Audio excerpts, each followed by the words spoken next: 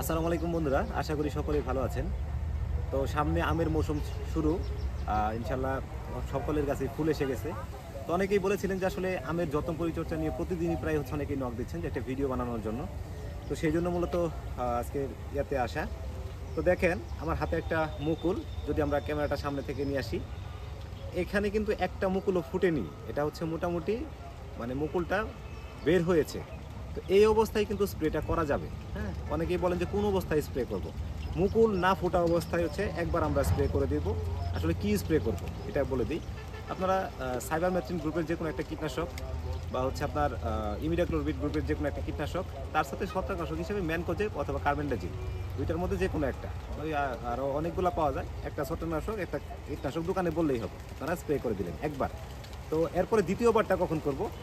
আপনারা দেখেন যে এখানে এই যে আমের মুকুল, কিছু মুকুল হচ্ছে আপনার এই যেরকম গুটি হয়েছে, এই অবস্থায় একটা সময় স্প্রে করা যাবে।